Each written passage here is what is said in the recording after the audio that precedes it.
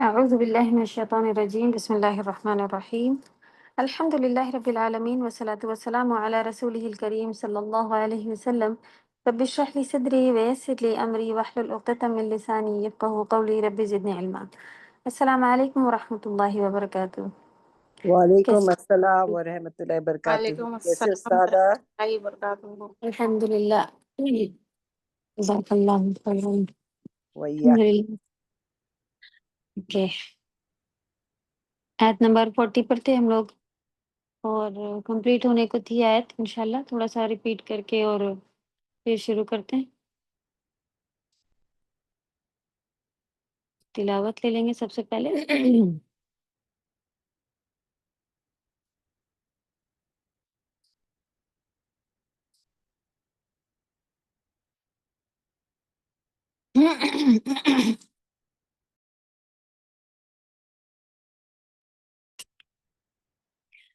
اعوذ باللہ من الشیطان الرجیم، بسم اللہ الرحمن الرحیم.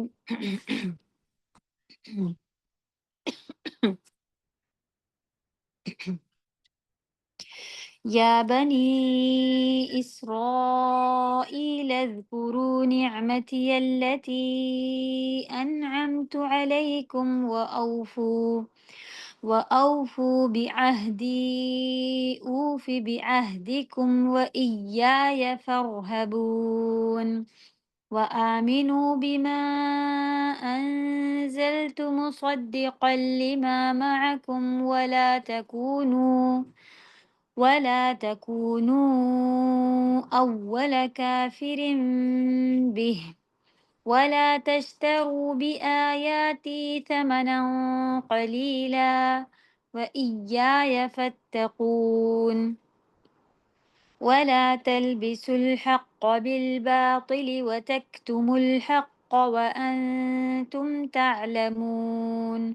وأقيموا الصلاة وآتوا الزكاة واركعوا مع الراكعين.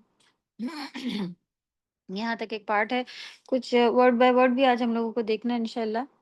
اور تو پہلے اس آیت کی تفسیر کمپلیٹ کر کے انشاءاللہ ہم لوگ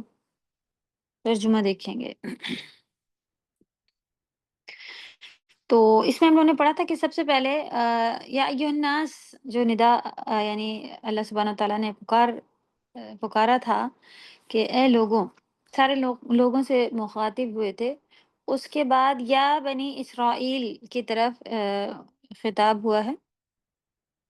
وہاں یہاں پر ان کو خاص کر کے خصوصی خطاب ہوا ہے، یعنی خاص کر ان کو ان کا نام لے کر کے ان سے کہا گیا ہے. اور یہ وجہ کیوں تھی؟ کیونکہ اہل کتاب ہونے کی وجہ سے ان کا زیادہ حق ہے کہ وہ نبی صلی اللہ علیہ وسلم پر ایمان لائیں. اہل کتاب ہونے سے کیا مراد ہے؟ یعنی ان کے پاس ان کی جو پہلے کی کتابیں آئی تھیں، اللہ سبحانہ تعالیٰ نے اس میں ساری ڈیٹیل بتائی ہوئی تھی. اور وہ جیسا کہ آگے ہم لوگوں نے پڑھا نا کہ کون کون سے قبیلے وہ جا کے بنو قریظہ اور 3 قبیلوں کے نام تھے کہ وہ خاص کر جا کے ان کو یہ جگہ تک پتہ تھی کہ یہاں پہ آئیں گے وہ نبی، جو آخری نبی ہوں گے وہ یہاں آئیں گے. تو وہ مدینہ میں جا کے رکے ہوئے تھے اور وہاں ان کو پوری طرح سے پہچانتے تھے اور ان کے انتظار میں تھے. اس کے باوجود انہوں نے نبی صلی اللہ علیہ وسلم کے آنے پر جو ہے وہ ان کو نہیں مانا. ضد کی وجہ سے ان کو یہ لگا کہ آج تک تو ہمارے اندر ہی سارے نبی چلے آ رہے تھے، یہ قریش کے قبیلے میں کہاں سے آ گئے. اور اب ساری مطلب ان کی ایک عزت تھی، ان کی ایک الگ سے رتبہ تھا، علم والے تھے، اور ان کو ایسا محسوس ہوا کہ یہ ساری چیزیں جو ہیں وہ ان سے چھین جائیں گی. اور اسی لیے وَإِيَّايَ فَارْهَبُونَ آیا تھا اس آیت میں نا، کہ ان چیزوں سے نہ ڈر کے ان کو بھی عام حکم تھا اور سبھی کے لیے خاص حکم ان کو تھا اور عام سبھی کے لیے تھا کہ صرف اور صرف اللہ سبحانہ تعالیٰ سے ڈرنا ہے. تو ان کو پھر خاص مخاطب کیا گیا. اور آپ دیکھیں گے کہ جیسا ابھی ذکر ہوا ہے کہ یہاں سے لے کے 47 آیتوں تک ان کی 10 نعمتیں انعام اور 10 جو ہے وہ بدعمالیاں اور 10 سزاؤں کا بھی ذکر آئے گا۔ تو کافی ساری ڈیٹیلنگ ان کی آئے گی، اور اتنا سارا ڈیٹیلنگ ان کی پڑھنے سے ہمیں کیا فائدہ ہوگا؟ ایک تو ابھی یہ موجود ہیں، اور ان کے اوپر جو جس طرح سے اگر چیزیں چل رہی ہیں تو ہو سکتا ہے کہ یہ بھی پڑھیں اور ایمان لے آئیں، اور ہمارے لیے بھی ہے کہ یہ نعمتیں اللہ نے، یہ حکم دین کی نعمت سب سے بڑی نعمت ہے، ہم کو اللہ نے دین میں شامل کیا، تو اللہ کے کون سے احکامات کرنے کے کہیں، کن سے رکنے کہا گیا ہے، یہ ساری چیزیں ہمارے لیے بھی جو فرض کی گئی ہیں، تو انشاءاللہ ہمیں بھی حکم مان کے چلنا ہے، ورنہ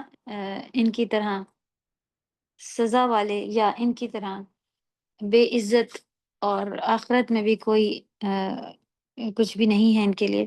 تو اس میں شامل ہو سکتے ہیں۔ تو یا بنی اسرائیل جو آواز دی گئی اس کے بارے میں بھی ہم لوگوں نے پڑھا تھا کہ بنی اسرائیل جو ہے وہ بنی بیٹوں کو کہا جاتا ہے، بنی اسرائیل اسرائیل کی اولاد۔ تو اس سے مراد کون تھے؟ جو ان کے اندر آتے تھے، یعقوب علیہ السلام، اور یعقوب علیہ السلام بن اسحاق بن ابراہیم خلیل خلیل اللہ کہا جاتا ہے نا، یہ ان کا لقب ہے۔ اور ان کے اندر لائن سے پھر ہم لوگوں نے دیکھا تھا کہ یہ چلے آ رہے تھے نبی، تو ایک عزت تھی، اور ہم نے دیکھا تھا کہ اسرائیل کا مطلب جو ہے وہ عبرانی لینگویج میں اس کے معنی تھے عبداللہ، اللہ کا بندہ، اور اللہ نے ان کو عزت سے جو ہے وہ پکارا کہ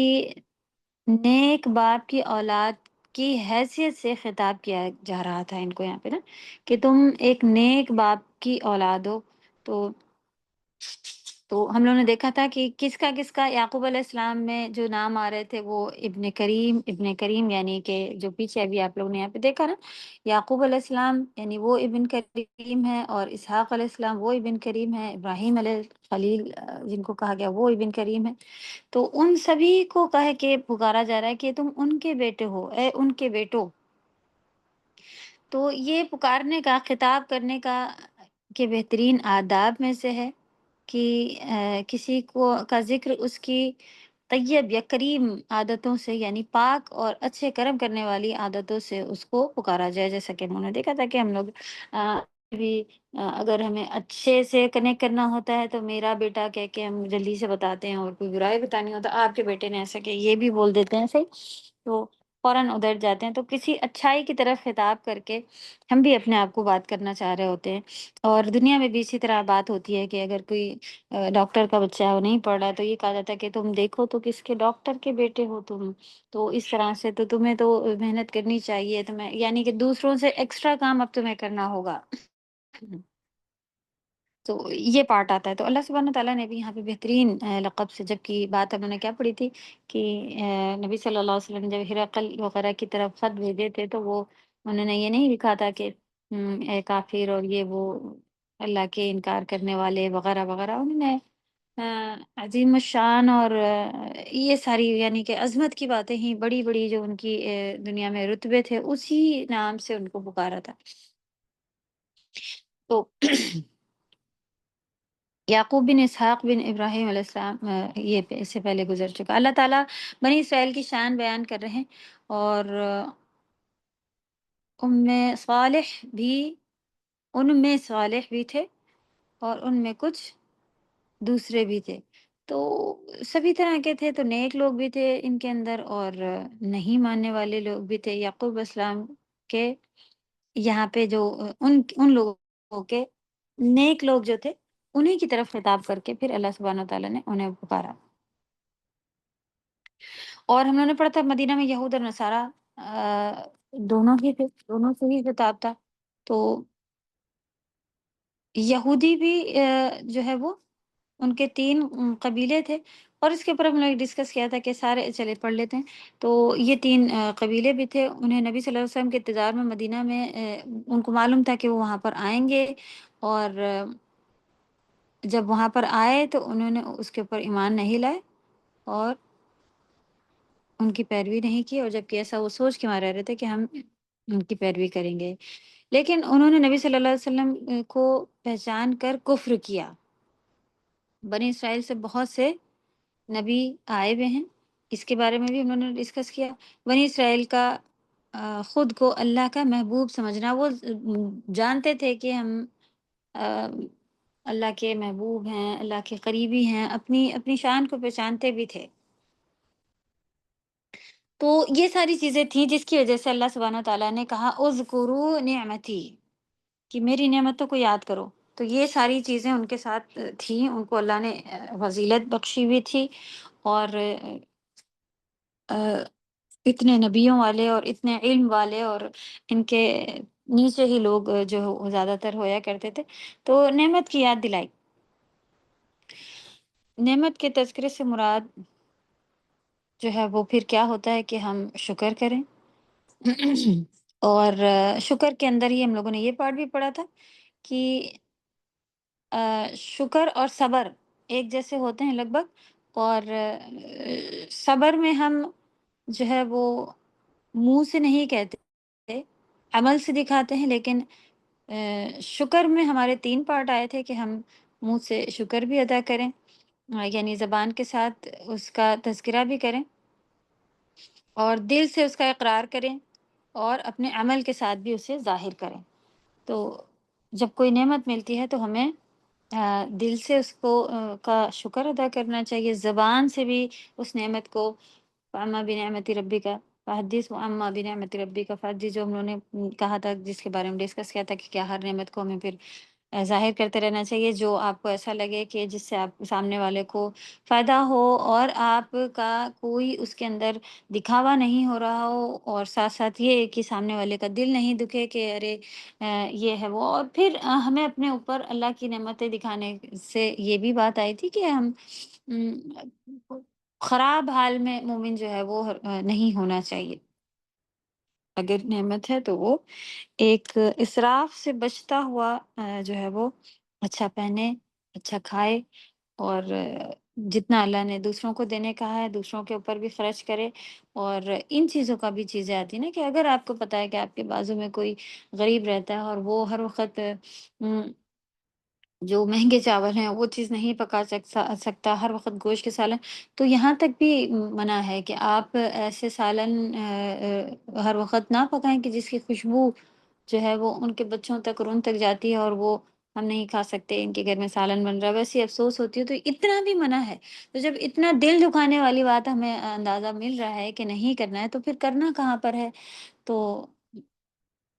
جہاں پہ سامنے والے کو فائدہ ہو، اور آپ جو ہے وہ شکر کرنے کے لیول پہ جو ہے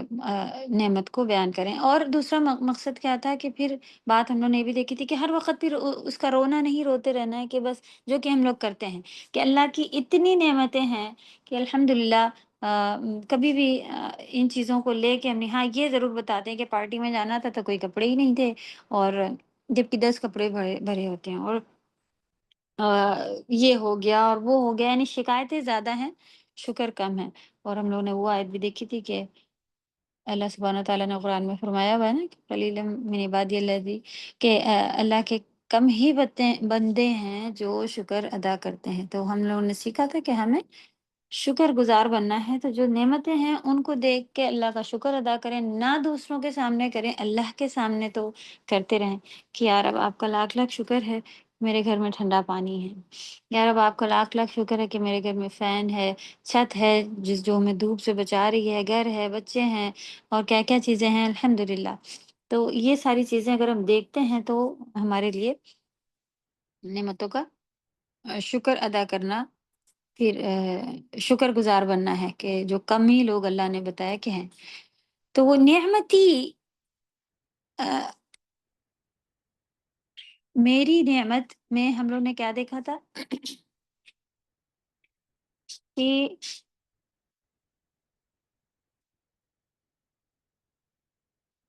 میری نعمت میں اللہ سبحانہ تعالیٰ نے قرآن میں الیوم اکملت لکم دینکم واتممت علیکم نعمتی، تو وہاں پہ جو ہے کہ میں نے کمپلیٹ کر دی تم پر اپنی نعمت، تو وہ ایکچولی تھا کہ دین اسلام پورا کے پورا نازل ہو چکا تھا، تو وہ جو نعمتی ہے اس سے کیا مراد تھا؟ وہاں پہ دین اسلام تھا، اہدنا صراط الذین انعمت علیہم، وہ راستہ جس پر آپ نے انعام نازل کیا ہے، یعنی جن انعام یافتہ لوگوں میں اگر مجھے شامل فرمائیں تو وہ ان کا کیا دنیاوی اسٹیٹس سے مراد یہاں پر نہیں تھا، کیا مراد تھا کہ وہ انبیاء، شہداء، صدیقین، یعنی کہ دین کی فضیلت تھی۔ تو دین جو ہے وہ سب سے بڑی نعمت ہے ہمارے پاس، دین ہماری سب سے بڑی نعمت ہے، تو یہ ہماری اس اور ہم کتنا شکر ادا کرتے ہیں، چلے ٹھنڈے پانی اور یہ چیزوں پر تو کرتے ہی کرتے ہیں، ہمیں تو جو سب سے بڑی نعمت ہے اس کا بار بار شکر ادا کرنا چاہیے، کہ ہم اتنی بار پڑھتے ہیں کہ ان کا ایسا ہوا، ان کا ایسا ہوا، اور کافر ایسے، مشرک ایسے، الحمدللہ ہم مومن ہیں اور ہم ایسے نہیں ہیں، تو الحمدللہ یہاں پہ شکر ادا کرنے کی ضرورت ہے کہ اللہ نے ہمیں اس باتیں بھیج دی اور ہمیں دیندار بنایا ہے، دین والے گھرانے میں پیدا کیا ہے، ہمیں اس ڈسکشن میں اور نہیں پڑھنا کہ ہندو اچھے ہوتے ہیں یا مسلمان اچھے ہوتے ہیں، ہمیں ڈائریکٹ ہی ہم دین کے گھر میں پیدا ہوئے اور ہمیں معلوم تھا یہ قرآن ہے، ہمیں پڑھنا ہے، اور ہم نے پڑھا اور اس کو اللہ کا شکر ہے کہ یہاں تک کہ ہمارے خود بھی اس چیز کے اوپر آنا ہے کہ یہ دین ہماری جو ہے وہ سب سے بڑی نعمت ہے، اور اپنے بچوں کو بھی یہ سکھانا ہے، کیونکہ ہماری جو اب جنریشن ہے وہ دین کو لے کے شرمندہ ہوتی پھرتی ہے کہ ہاں ہمیں یہ کرنا ہے، ہمیں پردہ کرنا ہے، اور ہمیں یہاں تک کہ اپنے ناموں کا پروننسیشن بھی جو ہے وہ صحیح نہیں بتاتے ہیں، کہ ایسا محسوس نہ ہو، خاص کر باہر کے کنٹریز میں سے ہم جو ہے وہ ابراہم اور کیا کیا کیا کیا اس طرح کے نام لے کے بولتے ہیں کہ ہم آ، مسلم نہیں ہیں، ایسا محسوس کرانا چاہ رہے ہوتے ہیں، جبکہ وہ عامہ بنعمت ربی کا حدیث ہے، لیکن وہ اس کو نعمت سمجھتے ہی نہیں ہیں، تو پھر وہ کیسے اس کو آگے جو ہے وہ ظاہر کرتے ہیں؟ ہم لوگ اسی طرح کے ہیں نا، کہ کیسے ہمارے تو اسی طرح ہمارے جسم کو دیکھ لیں، اللہ کی کتنی ساری ہماری صحت نعمت ہے، وقت نعمت ہے، اور ایک پوائنٹ یہ بھی پتہ چلا تھا کہ نعمتوں کا اگر شکر ادا کیا جائے تو نعمتیں بڑھتی ہیں، اور ناشکری کی جائے تو ہمیں جو ہے وہ اس میں وہ نعمتیں چلی جاتی ہیں، تو یہ پوائنٹ لکھیں کہ خاص کر نعمتوں کا شکر ادا کرنا چاہیے، کیونکہ اس سے نعمتیں بڑھتی ہیں اور ناشکری کرنے سے نعمتیں ضائع ہو جاتی۔ کتنے ایسے پوائنٹ ہیں جو ہم سوچتے ہیں کہ ہمیں کیوں نہیں مل رہا، ہمیں ہمارے ساتھ ایسا کیوں ہو رہا ہے، وغیرہ وغیرہ، تو ہم ان چیزوں پر جو ہے وہ پھنسے ہوئے ہیں، اور شکر ادا کرنے کی توفیق مانگنی چاہیے۔ کبھی کبھی ہم ارادے کرتے ہیں لیکن ہم سے وہ چیز بنتی ہی نہیں ہے نا، تو ہمیں توفیق مانگنی چاہیے کہ یا رب مجھے شکر گزاروں میں بناؤ۔ شکر جو ہے وہ صرف منہ سے نہیں ہے، دل سے، منہ سے، اور آ، ہمارے اعمالوں سے پتہ چلتا ہے کہ ہم شکر گزار ہیں کسی کے۔ اگر ہم کسی کے بھی دنیا میں گھر میں کوئی ہمارا ایسا ہو، اس کے اگر ہم شکر گزار ہوتے ہیں کہ اس نے میرے ساتھ بہت اچھا کیا، تو آپ دیکھیں اس کے چھوٹی بھی بات کہے، بڑی بھی بات کہے، تو ہم مان لیتے ہیں کہ بڑی بھائی ان کا احسان ہے، یا ان کے بڑے شکر گزار ہیں ہم، تو چلو کر دیتے ہیں۔ اللہ کے اگر شکر گزار ہے تو، اور اللہ کے کوئی حکم ہے تو ہم ان کو ماننے یا اس کو کرنے میں کتنا اپنا دکھا رہے ہوتے ہیں، یا پیچھے ہوتے ہیں، یا ہم کو خود معلوم ہے کہ کیا ہمارا رویہ ہے، تو ہمیں اللہ کے حکم فوراً ماننا چاہیے۔ تو ان کے اوپر جو دینی اور دنیاوی دونوں طرح کی نعمتیں تھیں، جو کہ ہم لوگوں نے دیکھا کہ حکومت ملی ہوئی تھی، اللہ سبحانہ تعالیٰ نے اس میں نبی بھیجے، بادشاہ بھیجے ان کے پاس، اور کئی سارے پوائنٹ یہاں پر بھی تھے کہ ایک دفعہ موت آئی، پھر اللہ سبحانہ تعالیٰ نے دوبارہ ان کو زندہ کر دیا، امن اور سلوہ دیے، بادلوں کا سایہ، اور 12 چشمے، جو آگے پوری پوری ڈیٹیل آئے گی، اگر کسی کا کچھ سنا ہوا ہے تو ان کو یہ یاد آئے گا کہ ہاں یہ چیزیں ہیں، انشاءاللہ آگے ہم لوگ اس کا پڑھیں گے۔ تو نعمتوں کو یاد کروایا جا رہا ہے، تذکیر کروائی جا رہی ہے، ان کو یاد کروایا جا رہا ہے یہاں پہ۔ اللہ نے تمہاری اصلاح و ہدایت کے لیے آخری نبی کو بھیجا ہے، انکار نہ کرو۔ پھر ان کا کیا کرنے کہا گیا کہ اللہ سبحانہ وتعالیٰ نے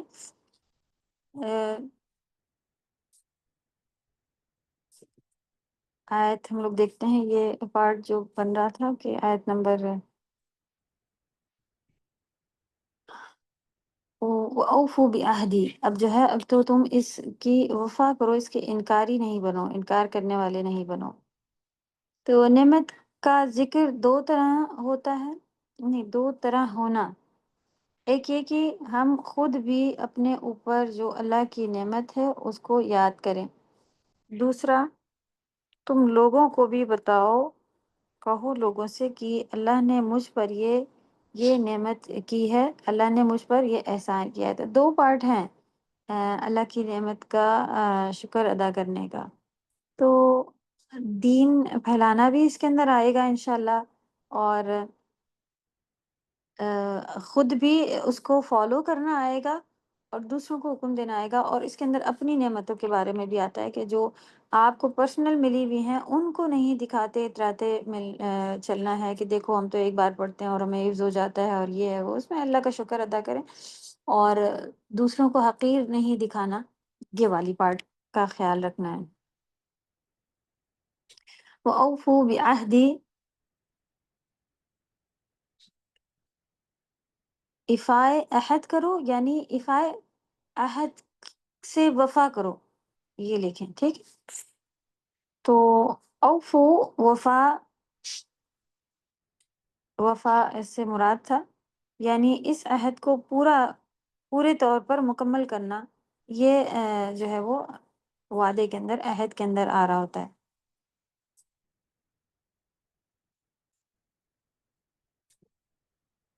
تو اللہ سبحانہ تعالیٰ کا کیا یہاں پہ فرمان تھا کہ میرے تم پر بہت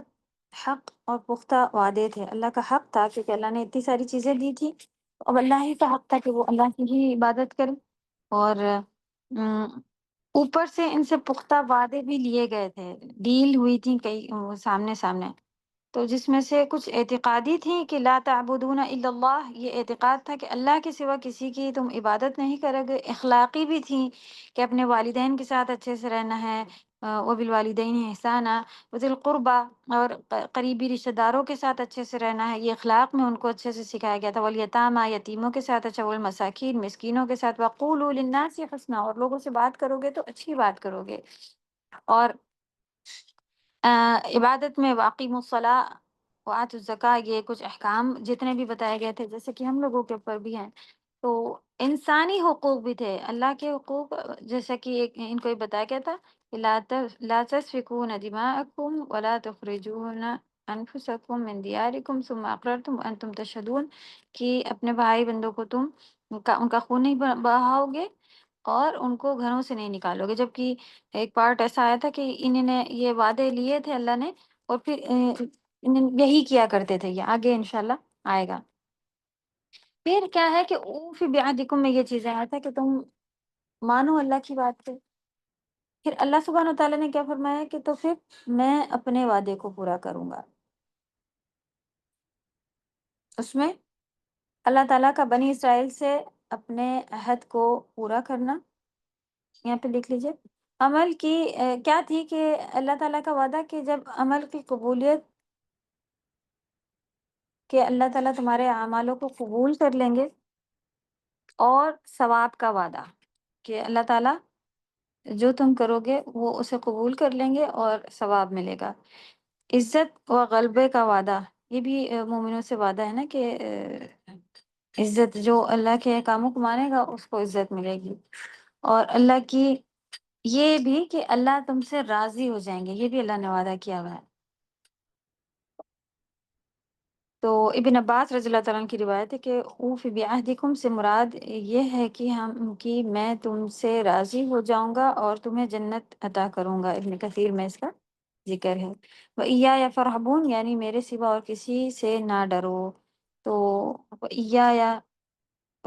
کا ہم لوگوں نے ایاک نعبد میں ایاک، اور صرف تیری ہی، یعنی کہ جب اختصاص ہوتا ہے یعنی خاص کسی کے لیے اگر ہمیں کہنا ہو تو وہ ایا لگایا جاتا ہے، تو کہا جا رہا ہے کہ صرف اور صرف مجھ ہی سے ڈرو، اور رہبا ایسے خوف کو کہتے ہیں جس میں اضطرار بھی شامل ہو۔ اضطرار یعنی کہ اضطرار ہم نے ورڈ پچھلی بار بھی اسے نکال کے رکھا تھا ٹرانسلیشن کر کے۔ جی کسی کو معلوم ہے اضطراری طور پر یعنی ٹیمپریری ہوتا ہے یا پرماننٹ ہوتا ہے؟ اضطرار لکھیں نیٹ پہ، اضطرار بات سے اگر ہم پڑھیں گے تو اضطرار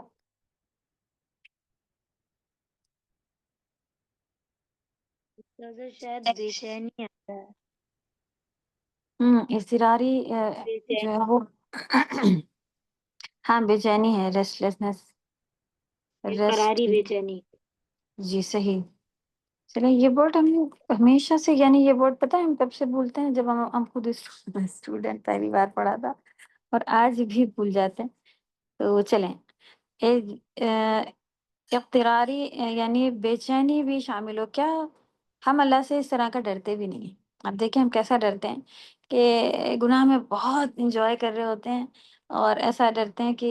کوئی بات نہیں، بعد میں توبہ کر لیں گے، کوئی بات نہیں، یہ تو بھولے سے ہو رہا ہے ہم سے، کوئی بات نہیں، ہم تھوڑی گانے بجا رہے ہیں، وہ تو دوسرے لوگ بجا رہے ہیں، اور دل میں بڑا انجوائے بھی چل رہا ہوتا ہے۔ نعوذ باللہ ثم نعوذ باللہ، اللہ ہم سب اپنی حالتیں ہم خود پہچانتے ہیں۔ تو کیا ہم اللہ سے اس طرح کا ڈرتے ہیں کہ گناہ کرتے وقت بے چینی ہو دل میں؟ تو یہ اضطرار ورڈ کو انشاءاللہ لکھ کر کے دوبارہ لکھیے، بے چینی، اور ہم بھی بریکٹ میں لکھ ہی لیا کریں گے تاکہ بھولے نہیں۔ تو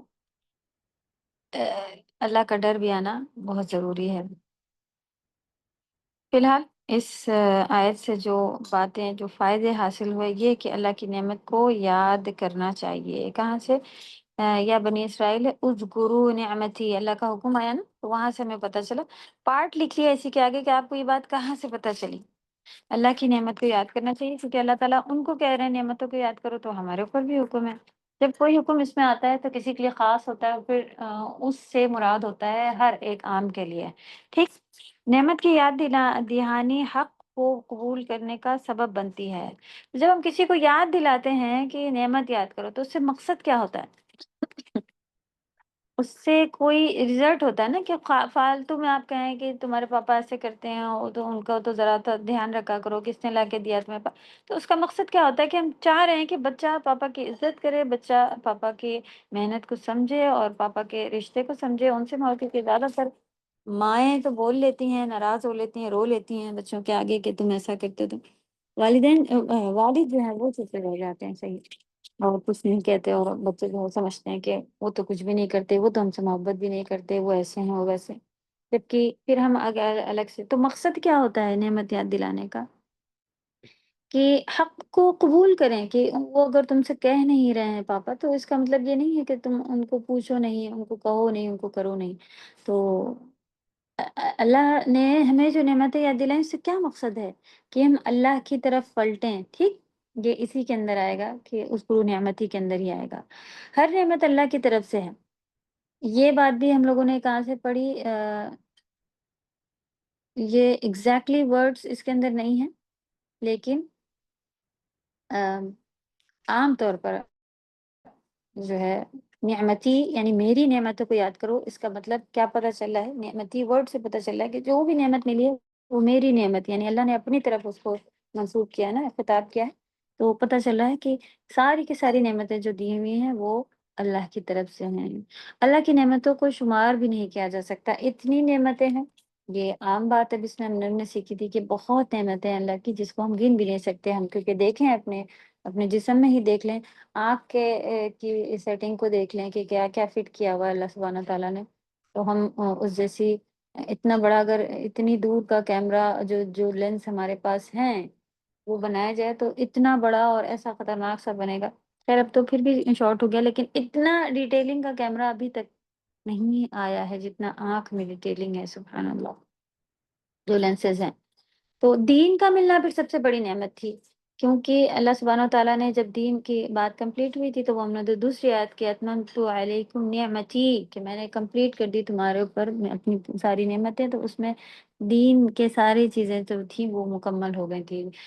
جسم ہمارا نعمت ہے، صحت اور وقت نعمت ہے، یہ پوائنٹ ہم لوگوں نے درس میں صحیح لیے۔ نعمت کا شکر ادا کرنے سے بڑھتی ہیں، یہ پوائنٹ بھی اور حدیثوں میں موجود ہے، لیکن ہم لوگوں نے ایک پوائنٹ لیا تھا اور یہ سیکھنے کا تھا، تو ہم لوگوں نے اس کو لکھیں گے الگ سے، اور یہاں بھی لکھا ہوا ہے کہ فائدہ یہ ہوا کہ جب ہم شکر گزار بنیں گے نعمت کا کرنے والا، تو چلے سب سے پہلے ہم زبان سے شکر ادا کرنا شروع کر دیں ہر چیز کا۔ کوئی بھی چیز دیکھیں آپ گھر میں، فین چلتا دیکھیں آپ کہیں الحمدللہ، اور یہاں تک کہ الحمدللہ علی کل حال بھی ہم لوگوں نے سیکھا ہے، کوئی چیز نہیں ہے، کوئی ہماری ٹوٹی چیز ہے، اس کو بھی دیکھ کے آپ کہیں الحمدللہ علی کل حال، کہ ہر حال میں شکر ہے، کہ جب یہ میرے پاس تھا تب بھی اللہ کا شکر ہے، آج یہ ٹوٹ گیا جب بھی اللہ کا شکر ہے الحمدللہ، تب بھی ہم اللہ کی ہی حمد ادا کریں گے۔ کیوں؟ کیونکہ اللہ نے دی تو تھی، یا اللہ نے لیا ہے تو ہم ابھی اس کے بغیر بھی رہ رہے ہیں، کچھ تکلیف صحیح، اس کا بدلہ اللہ کے یہاں بڑا ملنے والا ہے، تو یہ چیزیں جب ہمارے سامنے رہتی ہیں تو ہمیں شکر ادا ہوتا رہتا ہے۔ پھر یہ پتہ چلا شکر ادا کرنے کی توفیق مانگنا ہے، یہ پوائنٹ بھی جو ہے مین ہے، ان کو لکھیں ضرور۔ دوسروں کو اچھے طریقے سے، یا بنی اسرائیل سے پتہ چلا کہ جب بھی ہم بات کریں تو جیسا کہ موسٹلی یہ پارٹ جو ہے ہم دوسروں کے ساتھ، تو دوستوں کے ساتھ یا باہر نکلتے ہیں تو اس کا تو پھر بھی خیال رکھتے ہیں، پرابلم کہاں آتی ہے؟ گھر میں۔ جیسے ہی بچوں سے یا ہسبینڈ سے کچھ بھی بات کرتے ہیں تو وہ بس جو ایک کمی ہے، ایک خرابی ہے، اسی کو وہ پوائنٹ کرتے ہیں، اور 10 چیزیں وہ کر کے دے رہے ہوتے ہیں، کھلا رہے ہیں، پلا رہے ہیں،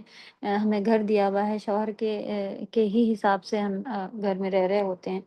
تو ان کی کمانے وغیرہ سے، یعنی کہ ان کے لقب کے نیچے ہی، تو اس کا شکر ادا کرتے رہنا ہے، تو توفیق مانگنی ہے جو کہ ہم نہیں کر رہے ہوتے ہیں، اور دوسروں سے اچھے خطاب پر ہی بات کرنی ہے، تو جب ہم نعمتیں یاد رکھیں گے تو ہمارا یہ بھی صحیح رہے گا کہ یہ تو ہے الحمدللہ ہمارے پاس۔ اور بات آئی تھی کہ پتہ نہیں ہم لوگوں نے یہ کی کہ نہیں، کہ ام، نظر پورا کرنا بھی عہد ہے، یعنی کہ ہم جب اپنے وعدوں میں سے ایک، نظر پورا کرنا کیا ہوتا ہے کہ جب آپ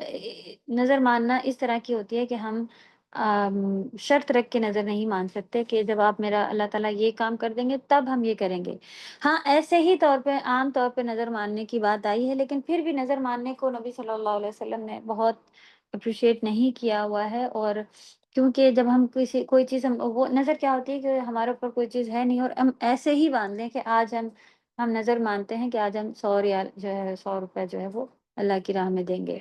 تو چلیں یہ تو ایک ٹائم کا تھا، اگر مانی ہے نظر تو پھر اس کو پورا کرنا بھی وعدے کے اندر ہی آ رہا ہوتا ہے اللہ کے وعدوں میں، تو ہم ایسے ہی کر لیں، یہ زیادہ بہتر ہے، نہ کہ نظر، کیونکہ کچھ لوگ اس طرح کی بھی نظریں مان لیتے ہیں کہ آج سے ہم روز جو ہے وہ تہجد کی نماز میں اٹھا کریں گے، تو وہ اب ان کے اوپر فرض ہو جاتی ہے، وہ ان کو اٹھنا ہی ہوگا، اور اگر نہیں اٹھیں گے تو وہ گنہگار ہوں گے، کیونکہ انہوں نے نظر مانی اور نظر کو پورا نہیں کر رہے ہیں، عہد اللہ کے عہد کو پورا نہیں کر رہے ہیں، تو اس طرح کے پریشانیوں والے، کبھی تو صحت ہوئی تو صحیح ہے اٹھ رہے ہیں، نہیں صحت ہوئی تو پھر بعد میں لوگ اس کو پلٹنے کے لیے پریشان ہوتے رہتے ہیں کہ اس کا کچھ الٹا بتا دیجئے، تو پھر نظر جو ہے وہ ہمیں کوشش کر کے ان چیزوں سے دور رہنا ہے، اور فرض چیزوں کے اوپر پہلے لے کے آنا ہے اپنے آپ کو، اور یہ منع نہیں ہے، لیکن پھر بھی جیسا ہم نے بتایا کہ ایک تو یہ والی بات کہ شرط والی نظر نہیں ہونی چاہیے کہ جب میرا یہ کام ہوگا تب ہم یہ کریں گے، اور دوسرا یہ کہ مصیبتیں والی کوئی چیز جو ہے وہ اپنے اوپر باندھ لینے سے، اور اس سے بھی بچنا چاہیے کہ آگے پھر ہم کبھی نہ کر سکے تو مشکل ہوگی۔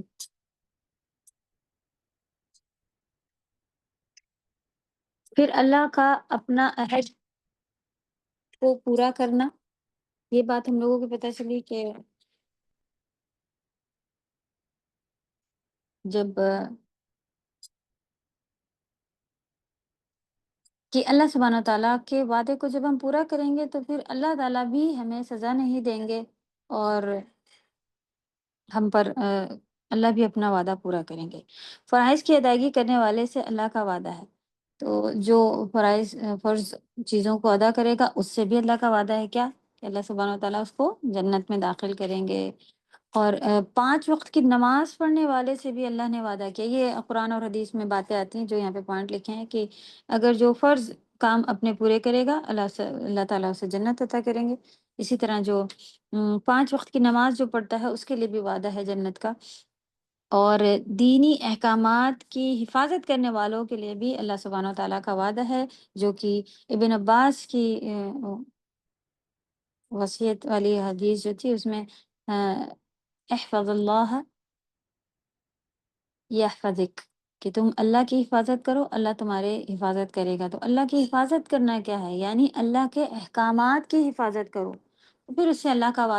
کا وعدہ ہے اس بندے سے جو اللہ کے احکام کو نہیں توڑے گا، نہیں خراب کرے گا، تو اللہ سبحانہ و تعالیٰ بھی اس کی حفاظت کریں گے۔ احفظ اللہ یحفظک، احفظ اللہ تجد تجاہک،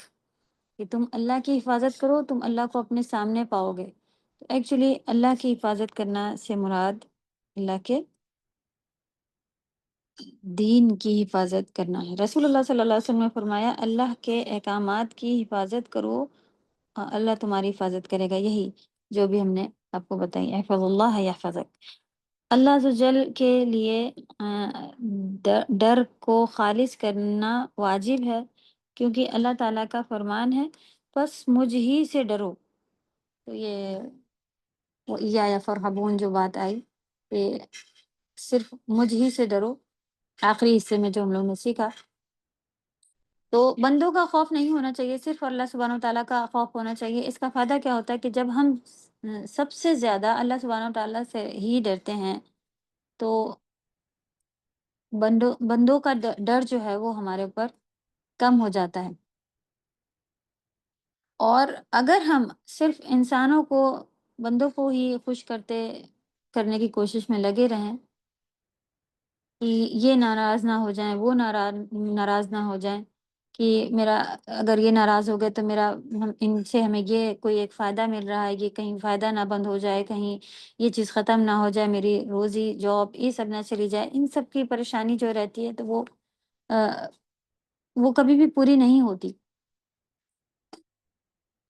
اور پھر یہ مسئلے کہ اگر یہاں کہیں باہر ہیں ابھی تو خیر، اگر کوئی آرڈر آئے ہوئے ہوں تو وہ بات اور ہے، لیکن عام طور پر بھی ہم کسی محفل میں بھی بیٹھے ہوتے ہیں اور وہاں بھی نماز پڑھنے میں ایسا لگتا ہے کہ لوگ ابھی کیا کہیں گے، نماز پڑھ رہے ہیں یہ وہ، تو انسانوں کا ڈر ہی ہے کہ اللہ کے ڈر کے آگے میں انسانوں کا ڈر ہے کہ یہاں سب کیا کہیں گے۔ یہ والا پارٹ بھی ہم لوگ کے بہت چلتا ہے کہ لوگ کیا کہیں گے۔ تو یہاں تک کہ ان چیزوں کے پیچھے اپنا ایمان، اپنا دین، ہر چیز قربان کیے پڑے ہوئے ہیں۔ تو اگر اللہ کا خوف ہو تو ہم کسی سے کیوں ڈریں گے؟ کسی سے بھی ہم نہیں ڈرنا چاہیے، اور ہمیں جو کرنا ہے وہ اللہ کا حکم ہے، اس لیے اس کو کرنے میں ہمارا ڈر نکل جانا چاہیے۔ یہ میرے رب نے ہمیں کرنے کہا ہے اور ہم کریں گے انشاءاللہ۔ تو ڈر جو ہے وہ ہمارے اندر ہوتا ہے، اور سامنے تو ہمارے کوئی بھی چیز نہیں ہوتی ویسی، تو سامنے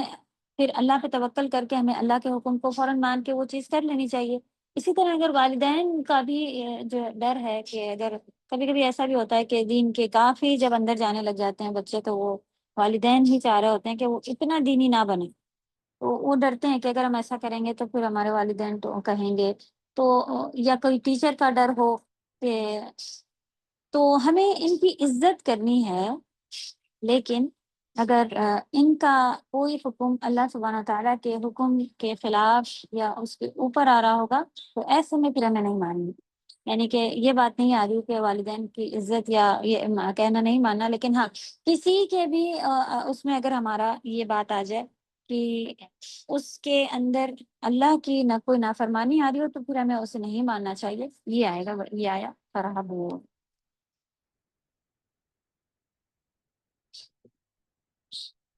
آیت نمبر 41 بھی ہم لوگوں نے ورڈ بائی ورڈ لے لی، جی ورڈ بائی استاذہ، ورڈ ایک جی دفعہ ہو دیکھ لو چکی۔ کہاں تک ہو چکا۔ آیت نمبر 40 نہیں، گروپ میں 43 بھیجا تھا، 42 تک ہوا ہے۔ 42 تک ہوا ہے۔ 42 تک ہوا ہے. اوکے چلیں انشاءاللہ پھر اس کو کوشش کرتے ہیں اس کی تفسیر کرنے کی. وَآمِنُوا بِمَا أَنزَلْتُ مُصَدِّقًا لِمَا مَعَكُمْ، اور اس پر ایمان لاؤ جو میں نے نازل کی ہے،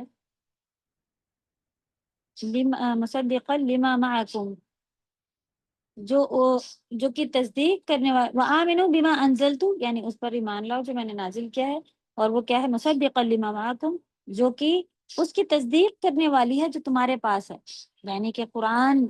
جو اللہ نے نازل کیا ہے اس کے اوپر اس کو مانو، اس پر ایمان لاؤ. اور وہ قرآن کیا ہے کہ جو ان کے پاس کتابیں تھیں اسی کی جیسی، اسی کی تصدیق، اسی کو سچا بتا رہی ہے. وَلَا تَكُونُوا أَوَّلَ كَافِرٍ بِهِ، اور تم سب سے پہلے ان کا انکار کرنے والے نہ بنو. وَلَا تَشْتَرُوا بِآيَاتِي ثَمَنًا قَلِيلًا، اور کیا نہ کرو، اور نہ بیچو میری آیتوں کو، بِآيَاتِي میری آیتوں کو، ثَمَنًا قَلِيلًا تھوڑی قیمت پر، وَإِيَّايَ فَاتَّقُونِ اور صرف مجھ ہی سے ڈرو. فرحبون، فتقون تقوی اور رہبانیت، یہ انشاءاللہ کیا اس میں ڈفرینس ہے یہ دیکھیں گے. اور ڈر سے ہی مراد ہے. تو تقوی کو ہم لوگ پھر بھی جانتے ہیں کہ جو ایسا ڈر جو ہمارے اندر بے چینی، بے قراری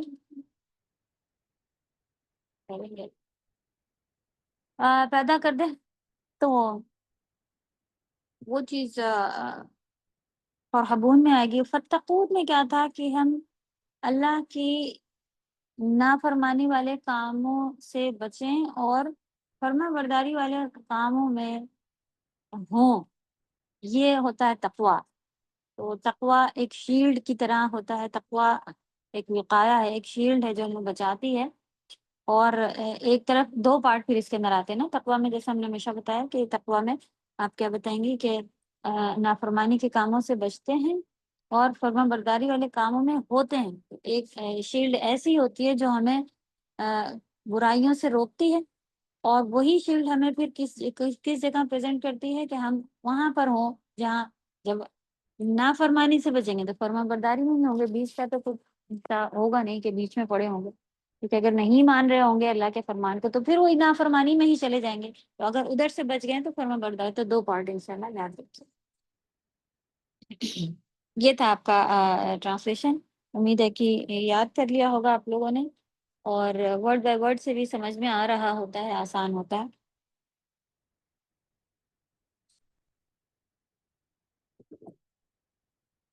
یعنی عہد کو پورا کرنے میں یہ بھی شامل ہے کہ ابھی وعدے کی بات چل رہی تھی نا، تو وعدے کو پورا کرنے میں یہ والی آیت میں بھی شامل ہے کہ آخری نبی محمد صلی اللہ علیہ وسلم پر اور اس کی کتاب پر جو اللہ سبحانہ تعالیٰ نے نازل کی اس پر ایمان لایا جائے. ٹھیک. تو یہ قرآن، تورات اور انجیل اور دیگر انبیاء کی کتب کی تصدیق کرتا ہے اور ان کو سچ بناتا ہے. تصدیق کرتا ہے یعنی اسی کو سچ بتا رہا ہے. وَآمِنُوا بِمَا أَنزَلْتُ، یہاں خاص قرآن مجید پر ایمان لانے کا حکم دیا جا رہا ہے. قرآن پر ایمان لانے کا حکم دیا جا رہا ہے. وَآمِنُوا بِمَا أَنزَلْتُ، جو میں نے نازل کیا. تو یہاں پر مراد کیا ہے؟ قرآن ہے مراد. اور کس سے اللہ سبحانہ وتعالیٰ مخاطب ہے؟ تمام سب انسانیت کو یہ حکم مل رہا ہے کہ جو اللہ نے قرآن نازل کیا ہے اس پر ایمان لاؤ.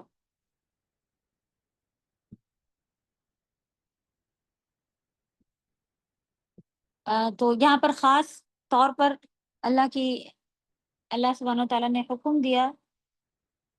کہ قرآن پر ایمان لاؤ، جبکہ وہ اللہ کو مانتے تھے، رسولوں کو بھی مانتے تھے، اور اپنی کتابوں کو مانتے تھے، فرشتوں کو مانتے تھے. یہی تھا نا وہ ایمان جو اللہ نے پہلے کتابیں بھیجی تھی اس کے حساب سے ان سب چیزوں کو مانتے تھے، آخرت کو بھی مانتے تھے، سب کچھ مانتے تھے. لیکن انہوں نے کیا کرا؟ محمد صلی اللہ علیہ وسلم کو نہیں مانا، اور نبی صلی اللہ علیہ وسلم پر آئی بھی کتاب یعنی قرآن کو نہیں مانا. تو اس کے بغیر ان کا ایمان کیا ہو گیا؟ نامکمل ہو گیا، ان کا ایمان جو ہے وہ امپرفیکٹ، بیکار، نامکمل ہو گیا۔ تو کہا کہ تم قرآن پر ایمان لاؤ، اس میں خاص خطاب جو تھا وہ بنی اسرائیل سے، اور عام خطاب پوری دنیا کے سبھی انسانوں سے ہے۔ یعنی کہ یہی بات جو پیچھے بھی ہم نے کری کہ اس میں خاص طور پہ ان کو خطاب کیا جا رہا ہے، لیکن عام طور پر یہ ہم سبھی کے لیے، سارے مسلمانوں، ساری انسانیت کے لیے، سارے انسانوں کے لیے یہ خاص خطاب، عام خطاب جو ہے وہ کرا جا رہا ہے، کہ سب سے کہا جا رہا ہے کہ قرآن پر ایمان لاؤ۔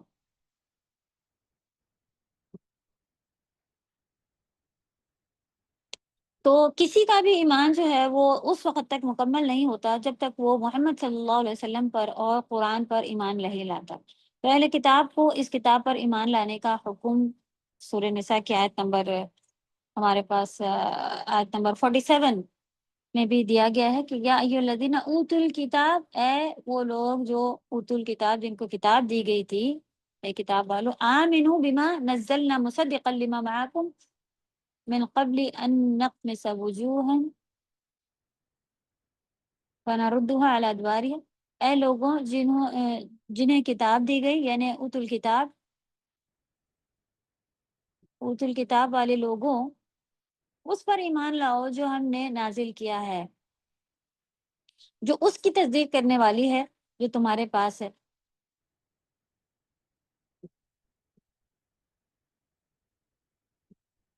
یہ قرآن جو ہے وہ تمہارے جو کتابیں ہیں ان کی تصدیق کرتا ہے۔ اور یہ بات ایک حقیقت بھی ہے کہ قرآن پر ایمان لائے بغیر کوئی بھی مومن نہیں ہو سکتا۔ اب ہم لوگوں کا ایمان کیسا تھا، آج تک قرآن پڑھا نہیں اور جانا نہیں، تو اب دیکھیں اب صحیح معنوں میں کافر کیا، مومن کیا، اور فاسق کیا، اور مشرک کیا،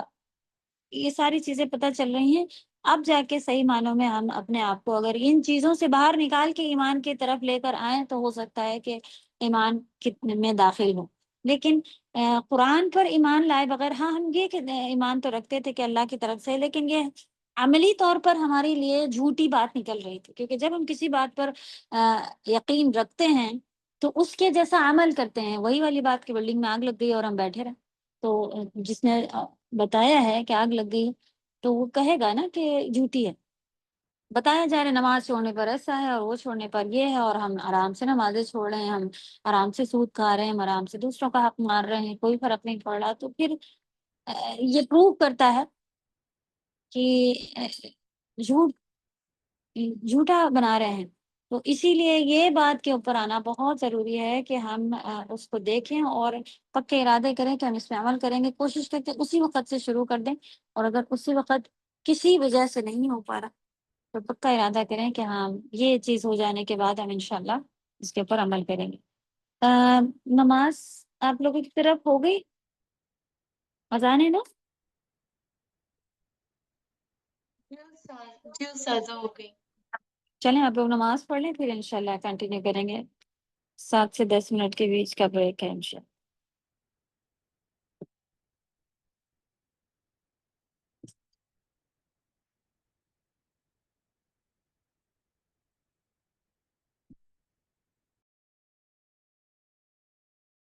اعوذ باللہ من الشیطان الرجیم، بسم اللہ الرحمن الرحیم۔ تو یہ خطاب بنی اسرائیل سے ہے، لیکن امت محمد صلی اللہ علیہ وسلم کی توجہ بھی ادھر کرائی جا رہی ہے، یعنی جو نبی صلی اللہ علیہ وسلم کی امت ہے ان کو بھی اس طرف دھیان دلایا جا رہا ہے کہ ایمان لاؤ، قرآن پر ایمان لانے کا حکم دیا جا رہا ہے۔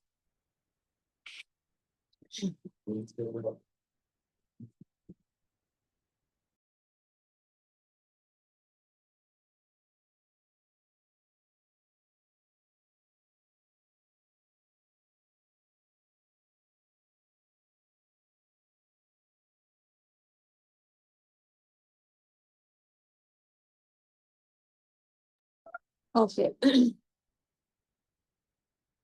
یہاں پہ قرآن لانے کی اہمیت پتہ چلی، قرآن پر ایمان لانے کی اہمیت پتہ چلی ہے، اور یہ بھی پتہ چلا کہ اگر ساری چیزوں پر ایمان لے کے، جیسا کہ یہ ایمان لائے ہوئے تھے فرشتوں پر، کتابوں پر، سبھی کچھ پچھلی ساری کتابوں پر تھا، سارے نبیوں پر سبھی کچھ ایمان تھا، لیکن ایک کے اوپر نہیں لائے. اگر ہمارا بھی ایسا حساب ہے کہ سب کو نبیوں کو مانتے ہیں، کسی ایک کو نہیں مانتے، یا ساری کتابوں کو مانتے، کوئی ایک کتاب، پچھلی کتاب کو اگر ہم جیسا کہ شروع میں ہم لوگ نے جو آیت پڑھی تھی نا، متقی کی صفات تھی کہ وہ آمنو، آپ کے اوپر جو نازل ہوا وہ من قبلک، آپ سے پہلے بھی جو نازل ہوا تھا سب پر ایمان رکھتے. تو ان کا بھی مسئلہ یہی ہوا کہ قرآن پر اور نبی صلی اللہ علیہ وسلم کے ایمان نہ لانے کی وجہ سے ان کا ایمان خراب ہو گیا. اور حقیقت بات بھی یہی پتہ چلی کہ قرآن پر ایمان لائے، یعنی قرآن کا علم بغیر سیکھے اس کے اوپر ایمان لائے. ایمان میں کیا کیا ہوگا اس کو آپ دل سے صحیح جانیں اور اس کے اوپر عمل کریں. تو اگر دل سے ہم اگر صحیح جانتے ہوں کسی چیز کو تو ہم اس کے اوپر عمل ضرور کرتے ہیں. وہی والی مثال. تو اگر ہم کہیں کہ ہم دل سے مانتے ہیں اور اس پر عمل نہیں کر رہے تو یہ جھوٹ بات ہے. کوئی چیز ایسی ہو ہی نہیں سکتی کہ آپ کہیں کہ یہ چیز صحیح ہے اور پھر آپ خود کے کام جو ہے وہ اس کے اپوزٹ ہم کر رہے ہیں. تو اس کا مطلب آپ کے لحاظ سے، دینی لحاظ سے کوئی بات اور ہوگی، دنیاوی لحاظ سے وہ صحیح نہیں ہے، تو اس کا مطلب ہم یہی سمجھ رہے ہیں کہ وہ صحیح نہیں ہے. تو ہم تو کیسا ایمان لائے؟ ہم غلط، ہمارا ایمان ہی نہیں ہے اس کے اوپر. تو اللہ ہمارے ایمانوں کو مکمل کرے کہ ہم کم سے کم اس کو اچھے سے پڑھنے، سیکھنے اور عمل کرنے والے ہوں. تو قرآن پر ایمان لائے بغیر کوئی بھی مومن نہیں ہو سکتا، کیونکہ یہی ہم لوگوں کو کہ شروع میں ہی پتہ چلا نا کہ ہدایت پانے کا یہی ایک ہی بہترین سورس ہے. ہدایت پانے کا سورس یہی ہے، اور اس کو چھوڑ دیں گے تو انسان تو پھر وہ اس کے ہاتھ سے وہ رسی چھوٹ جائے گی کہ ہم لوگوں نے کیا پڑھا تھا، فَإِمَّا يَأْتِيَنَّكُم مِّنِّي هُدًى فَمَن تَبِعَ هُدَايَ فَلَا خَوْفٌ عَلَيْهِمْ وَلَا هُمْ يَحْزَنُونَ. کہ میری طرف سے جو ہدایت آئے گی اور جو اس کی پیروی کرے گا اسی کے اوپر ولا خوف علیہم ولا خوف علیہم ولا هم يحزنون، کہ کوئی خوف اور کوئی، تو اللہ کی طرف سے آئی ہوئی ہدایت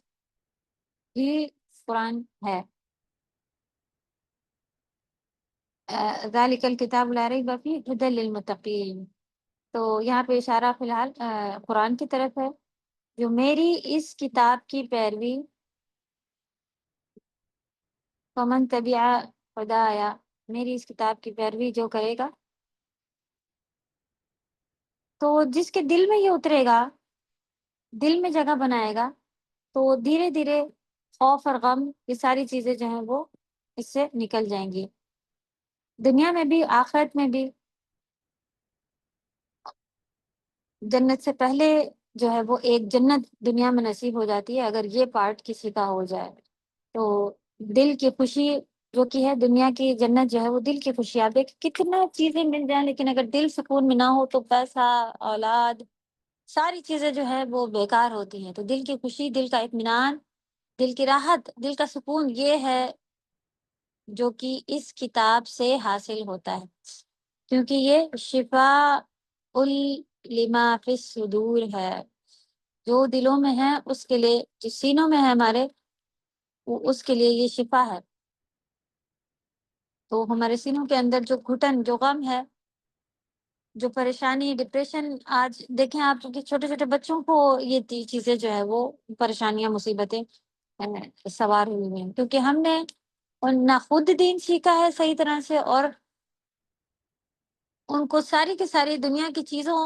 چیزیں لا کر دے دی ہیں. ہر طرح کا ڈیوائس، کھلونا، کھیل جو بھی ہے وہ ان کو لا کر دے دیا، لیکن ایمان نہیں دے سکی، نہ خود اپنے اندر نہ اپنے بچوں کو. تو اس طرح جیسے دنیا وہ چاہتے ہیں وہ اسی طرح پھر ہو رہا ہوتا ہے کہ خواہشات پوری کر دی جائیں، لیکن جو اصل ضرورت ہے انسان کی کہ وہ دین کو سمجھیں، اللہ کو سمجھیں، اگر وہ نہیں ہوتا ہے نا تو پھر ہمارے اندر ایک بے چینی ہمیشہ ہمیشہ جو ہے وہ، کبھی بھی ہمیں پھر دل ہمارے خوشی نہیں ہو رہے ہوتے، ہمیشہ ایک طرح کی ڈپریشن. آج کی جو ینگ جنریشن ہے اسی کی طرف چلتی چلی جا رہی ہے، اندر سے خالی ہے، اندر سکون نہیں. تو فی الحال یہ قرآن کوئی اس یعنی کہ ایک نئی کتاب نہیں ہے، جو پچھلی کتاب تھی جو ان کو نازل بھیجی تھی اللہ تعالیٰ نے، ان کو الگ سے اس کو چھوڑ کر کوئی نیا فلسفہ پیش کر رہی ہو یا اس طرح کی کوئی کتاب نہیں ہے۔ مصدقا لما معکم، یعنی اسی طرح وی نہیں کی لکھیجیے، اسی طرح کی ان کے پاس موجود کتابوں کی بھی تصدیق کرتا ہے، اسی طرح کی ان کے پاس موجود کتابوں کی بھی تصدیق کرتا ہے، یعنی اسی طرح کی ان کے پاس کتاب تھی۔ وہ کیا کہتی؟ تورات اور انجیل کے سچے ہونے کی بھی گواہی دیتا ہے کہ تورات اور انجیل بھی سچی تھیں، اللہ کی طرف سے تھیں، اور یہ بھی اللہ کی طرف سے۔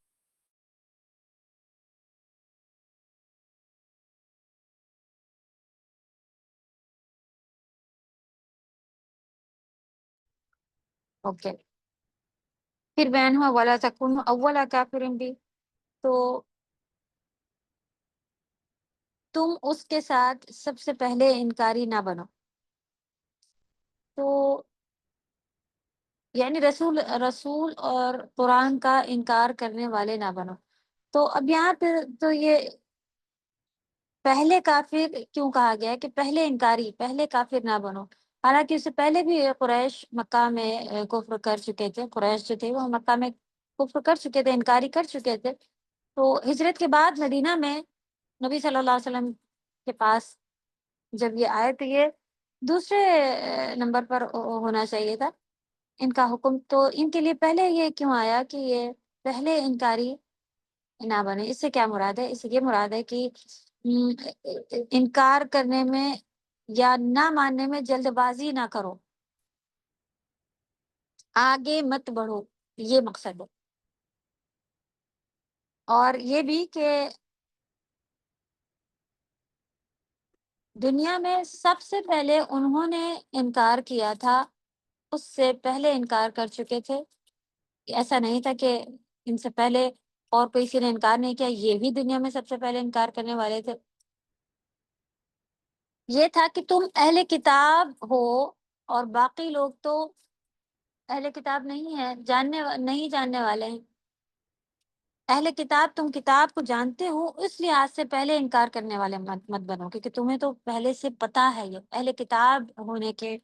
کا بھی یہاں پہ مقصد ہے کہ جلد بازی نہ کرو، اور اہل کتاب ہو تمہیں تو معلوم ہے سب چیزیں، باقی لوگوں کو تو نہیں معلوم، اس میں تم نہ بنو، کیونکہ جب انہی کے پیچھے پیچھے لوگ دوسرے آ رہے تھے، اور اگر یہ مان جائیں گے تو اور بھی مان جائیں گے، یہ انکار کریں گے تو ان کے پیچھے اور بھی انکار کریں گے۔ نبی صلی اللہ علیہ وسلم نے فرمایا تھا کہ اگر مجھ پر یہودیوں کے 10 بڑے کوئی عالم اپنا ایمان لے آئے تو زمین کے جتنے یہودی ہیں وہ سارے کے سارے مجھ پر ایمان لے آئیں۔ تو علماء میں سے اگر 10 عالم بھی محمد صلی اللہ علیہ وسلم پر ایمان لے آئے تو باقی سب ان کو فالو کریں گے اور سارے کے سارے ایمان لے کے آئیں گے۔ تو ان کے جو علامہ تھے یعنی عالم تھے، ایک طرح سے یہاں پہ وہ لوگ خطاب ہے جو ان کے لیڈر تھے، اور تم آگے آگے اگر انکار کرنے والے بنو گے تو تمہارے پیچھے بھی سارے انکار کرنے والے آ جائیں گے، اس لیے کہا گیا کہ تم پہلے انکاری نہ کرو، یعنی جلد بازی نہ کرو اور پہلے انکاری نہ بنو۔ یہاں پہ ہے یہود کے انکار، اس کے ایمان نہ لانے کا نقصان، کیونکہ جب وہ سب پہلے اس کے ساتھ کفر کرنے والے ہوں گے تو گویا کہ وہ کفر کی طرف سبقت کرنے والے ہوں گے۔ سبقت کیجیے،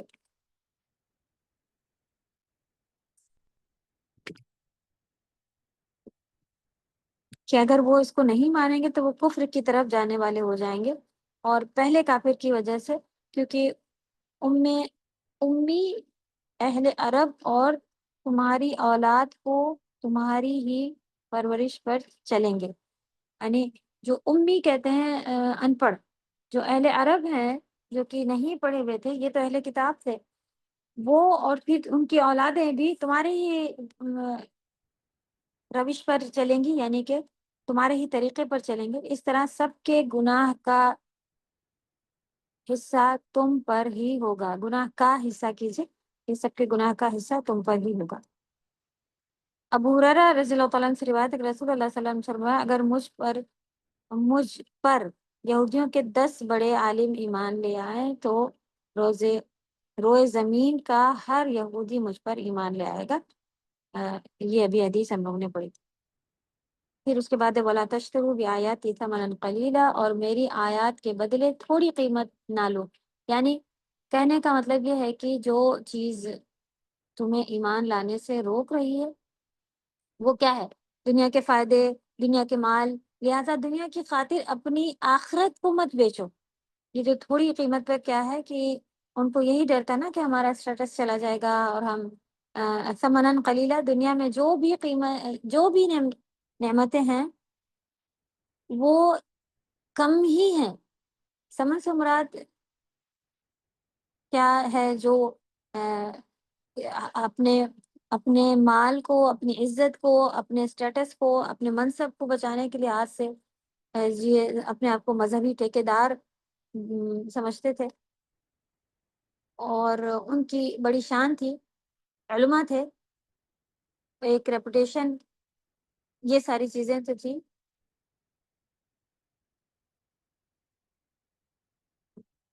تو یہ ساری چیزوں کی وجہ سے ان کے اوپر ایک جو ہے وہ ایک طرح کا وہ آ گیا تھا کہ وہ سمجھتے تھے کہ وہی کہ وہ سب سے اعلیٰ. تو اب وہی والا جو پرابلم آئی تھی نا، مسئلہ ابلیس والا، کیونکہ وہ نیک اس میں کام کر کر کے وہاں تک تو پہنچ گیا تھا، لیکن اب اس کو یہ ہوا کہ اب میں اتنا بڑا عبادت گزار مجھے کہا جا رہا ہے، کہ مجھ سے کہا جا رہا ہے کہ آج جو جن کو پیدا کیا گیا ہے انسان کے آگے جھکو. وہی والا پرابلم آ گیا تھا جو ابلیس کو تھا. صحیح. اس کے ذہن میں کیا تھا، ان کے بھی ذہن میں کیا تھا کہ ہم سب سے زیادہ مذہبی لوگ ہیں، اسکالرس ہیں، ہمیں بہت بڑی شخصیتیں ہیں، ہمیں یہ ساری چیزیں. تو وہی والا پارٹ ان کے اندر بھی آ گیا تھا. ضد، حسد، اس کو بھی نوٹ کیجئے کہ یہاں پر لکھیں کہ ان کے اندر بھی ضد اور حسد کی وجہ پارٹ آیا تھا، جو ابلیس کو نے کا بیڑا غرق ہوا جس کی وجہ سے، اور ان کے اندر بھی یہی مسئلہ ہوا. جو کچھ مسئلے ہوتے تھے سب انہی سے پوچھا کرتے تھے، عالم تھے. اور نبی بنی اسرائیل میں سے جتنے بھی تھے اتنے عربوں میں سے نہیں تھے، لہٰذا ان کو کیا کہا انہوں نے کہ ہم نہیں مان سکتے. تو دنیا کے تھوڑے سے حقیر فائدے کی خاطر کہ ہمارا اسٹیٹس اور ہم اپنے یہ اور اپنے وہ، دین کا سودا کرنے والے، یعنی اپنے دین کو بیچ دینے والے اور دین سے نکل جانے والے، کیونکہ ان کو اس چیز کی عادت تھی کہ لوگوں سے مال لے کر ان کی مرضی کے فتوے دیتے تھے، یہ وہ کرا کرتے تھے. تو دنیا کی ساری چیزیں جو تھیں اس کے اندر اسی لیے کہا گیا وَلَا تَشْتَرُوا بِآيَاتِي ثَمَنًا قَلِيلًا. اس کے اندر یہ پارٹ بھی آ رہا ہے کہ وہ دنیا وہ کس طرح سے کام کرتے تھے کہ وہ پیسے لیتے تھے لوگوں سے اور پھر پھیر بدل کر ڈالا تھا بہت زیادہ اس کے اندر، اور اپنی مرضی کے فتوے دیتے تھے. سورۃ البقرہ میں 79 آیت میں سے اس کی وضاحت کی گئی، فَوَيْلٌ لِّلَّذِينَ يَكْتُبُونَ الْكِتَابَ بِأَيْدِيهِمْ ثُمَّ يَقُولُونَ، کی ہلاکت ہے ان کے لیے جو کتاب کو اپنے ہاتھوں سے لکھتے ہیں اور کہتے ہیں کہ یہ اللہ کی طرف سے ہے، اور اللہ کا نام لگا کے بتاتے ہیں. تو آیات کو تھوڑی قیمت میں بیچنے والے کون ہیں؟ جو حلال کو حرام، حرام کو حلال کر دیتے ہیں، دنیاوی فتاوے کے لیے، لوگوں کو خوش کرنے کے لیے، دنیاوی فائدوں کے لیے، لوگوں کو خوش کرنے کے لیے حرام کو حلال بنا کے پیش کر دیتے ہیں. آپ دیکھیں گے کہ سود تک لوگوں نے کسی بھی طرح سے گھما پھرا کے کہ ہاں ہم ایسے کر کے ایسے کریں گے تو ہو جائے گا، اس کو بھی لوگوں نے حرام کر کے حرام کو حلال کر کے پیش کر دیا، یا پھر ایسی ایسی بدعتیں ایجاد کر دی گئی ہیں جس میں کھانے پینے کے سامان اور لوگوں کو کس طرح سے ان سے جو ہے سامان نکلوایا جائے اور لوٹا جائے، جس کو دین مقرر ہے۔ تو یہ ساری چیزیں تک کب ہوتی ہیں؟ جب ہم خود دین نہیں سیکھ رہے ہوتے ہیں اور انہی کے پیچھے پیچھے چل رہے ہوتے ہیں۔ یہاں پر آپ کے پاس لکھا بولا تشترو بھی آیاتی ثمنا قلیلا، ایمان لانے سے کیا چیز روک رہی تھی؟ دنیا کے ادنی فائدے، ادنی مانے یہاں پہ تھوڑے ہوں گے یا ختم ہو جانے والے فائدے۔ ثمنا قلیلا، منصب، جاہ، مال، منصب یعنی ان کا جو اسٹیٹس تھا، جاہ جو ان کی جگہیں تھی، اور مال، دنیا کے حقیر فائدوں کی خاطر دین کا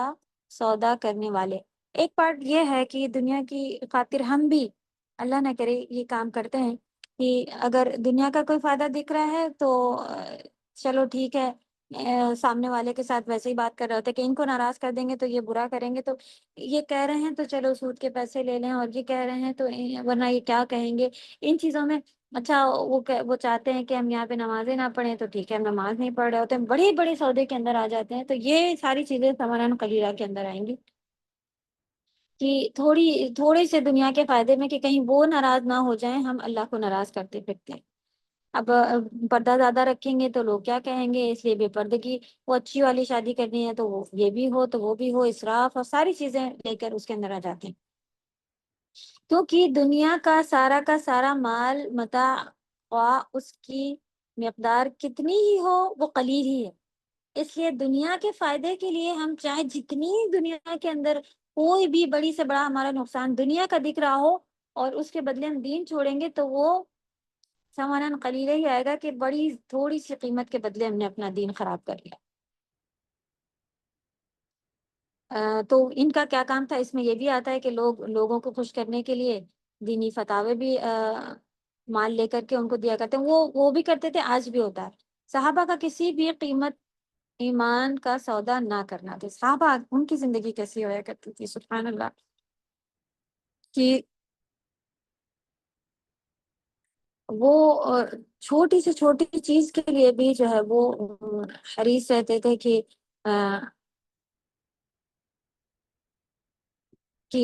جو ہے وہ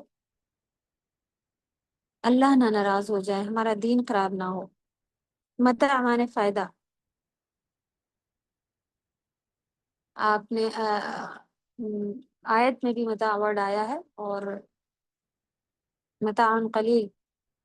آیت میں بھی ہم لوگوں نے عربی میں بھی جو یاد کیا ہے وہی اردو میں ہی سیم اس کا بھی ورڈ ہے۔ صحابہ اکرام نے جان کی بازیاں لگا دی تھی، لیکن اپنے دین میں کبھی بھی اس کو خلل نہیں آنے دیا، اس کو بیچا نہیں، اپنے ایمان کا سودا کبھی بھی نہیں کیا۔ سعد بن ابی وقاص کے بارے میں آپ کو معلوم ہوگا کہ ان کی والدہ نے کہا تھا کہ سنو، میں تمہیں حکم دیتی ہوں کہ اس دین کو چھوڑ دو، ورنہ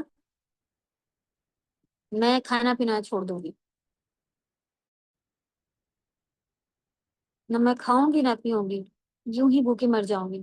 وہ کہتے ہیں لیکن میں نے اسلام کو نہیں چھوڑا، میری ماں نے کھانا پینا چھوڑ دیا، لوگ مجھ پر جو ہے وہ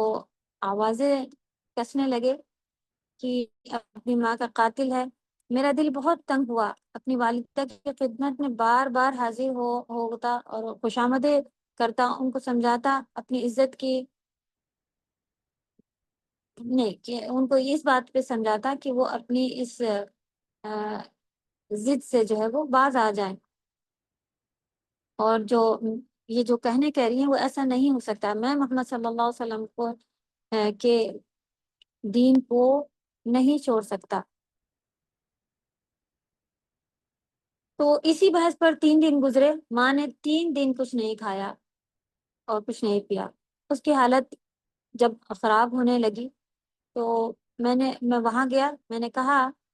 میری اچھی ماں، اماں جان، آپ سنیں، آپ مجھے میری جان سے زیادہ عزیز ہیں، لیکن میرے دین سے زیادہ عزیز نہیں ہیں، دین سے زیادہ عزیز نہیں ہے، اللہ کی قسم تمہاری اگر 100 جانیں بھی ہوتی اور اسی بھوک پیاس میں وہ نکل جائیں تو وہ بھی میں آخری لمحے تک تب بھی جو انہوں نے کیا کہا کہ آخری لمحے تک میں دین نہیں چھوڑوں گا۔ تو جب ماں کو یہ پتہ چلا کہ بچہ نہیں چھوڑنے والا، ماں نے پھر کھانا پینا شروع کر دیا، اور انہوں نے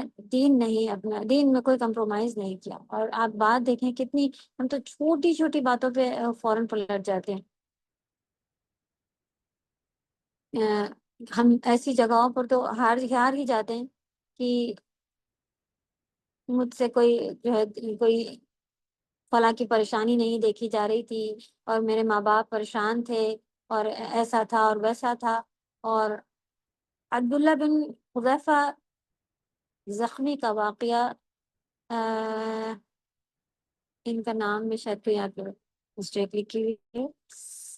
یہ قصے یہاں پہ آئے ہوئے یا فتقن نہیں آئے ہوئے، تو ان کو دیکھتے ہیں ہم لوگ۔ ان کا بھی واقعہ دل کو ہلا دینے والا ہے۔ بنیادی طور پر حضرت عمر بن خطاب نے رومیوں سے لڑنے کے لیے، اس میں ایک نوجوان صحابی عبداللہ بن حذیفہ بھی تھے، انہیں رومیوں نے قید کر لیا تھا، جو روم والے تھے انہوں لوگ نے سب کو پکڑ لیا، ان کو بھی پکڑ لیا گیا۔ تو بادشاہ نے کہا کہ تم اسلام چھوڑ دو، کرسچن بن جاؤ، میں آدھی سلطنت تمہیں دے دوں گا۔ انہوں نے کہا کہ اگر تم مجھے پوری سلطنت، کیا ساری دنیا کے بھی ساری چیزیں لا کر دے دو، میں ایک لمحے کے لیے بھی محمد صلی اللہ علیہ وسلم کے ساتھ ان کا ساتھ جو ہے وہ چھوڑنے والا نہیں۔ جب بادشاہ کا ہر کام جو انہوں نے جو چالے تھی وہ ناکام رہا، تو اس نے کیا کیا، پیتل کی ایک دیگ منگوائی، اس میں تیل ڈالا، گرم کیا، عبداللہ وہ دیکھ کے اسی دیگ کے سامنے لایا گیا، اور مسلمان قیدیوں کو بھی زنجیریں میں باندھ کر سامنے لایا گیا۔ پھر ان کو کھڑا کر کے دکھایا گیا کہ کس قسم کا تیل ہے، یعنی کہ وہ اس کو بہت ہی کھولا کے ابلتا ہوا تیل بڑے سی دیگ میں بھرا ہوا تھا، ان کو دکھایا جا رہا تھا کہ دیکھو یہ کیسا خوفناک منظر ہے۔ جب عبداللہ بن حذیفہ کو قریب کیا گیا تو انہوں نے اس کی جو آنچ تھی، تپش تھی، اس کو محسوس کیا، تو وہ رونے لگے۔ تو بادشاہ جو تھا وہ سمجھ گیا کہ اب یہ اس نے رونا شروع کر دیا ہے اپنے آپ کو اتنا تکلیف میں جاتے ہوئے دیکھ کر، تو اس کو ایسا لگا کہ اب میری بات مان لے گا۔ کہنے لگا کہ تم رو رہے ہو تو کیا تم اپنے خیال بدلنا چاہو گے؟ تو اس نے کہا کہ میں تو اس لیے رو رہا ہوں، انہوں نے کیا فرمایا کہ میں تو اس لیے رو رہا ہوں کہ میرے پاس صرف ایک ہی جان ہے، جو ایک ہی دفعہ اس میں جاتے ہی ختم ہو جائے گی، اور تو میں اللہ کی راہ میں بس اتنا ہی کر سکتا ہوں۔ اللہ کے لیے کاش میرے پاس میرے جسم کے بالوں کے برابر اتنی ساری میری جانیں ہوتی، اور میں اپنے دین پر اتنی بار قربان کرتا تو مجھے اتنی بار اجر ملتا۔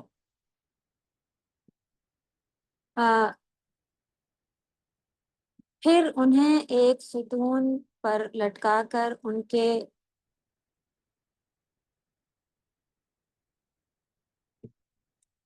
کے پاس تیروں کی بارش کی گئی، لیکن انہوں نے حرکت بھی نہیں کی، کیونکہ وہ اللہ کے راستے میں شہادت کی تمنا رکھتے تھے۔ جو بادشاہ نے جب دیکھا کہ کسی حال میں بھی اسلام چھوڑنے کو تیار نہیں ہے تو کہا قید کر دو، کھانا پینا بند کر دو، مرنے کے قریب ہوں گے۔ پھر بھی نہیں باز آئے تو بادشاہ نے کہا ان کو خنزیر کا گوشت اور شراب دو، یعنی کہ بہت زیادہ بھوکا کرنے کے بعد سور کا گوشت اور شراب پینے کے لیے دی گئی، اور پھر اس سے بھی انکار کر دیا۔ میں نے بادشاہ نے کہا اچھا تو اس کو بلاؤ، اور کہا کہ میرے ماتھے پر ایک بوسہ دے دو تو میں تمہیں آزاد کر دوں گا۔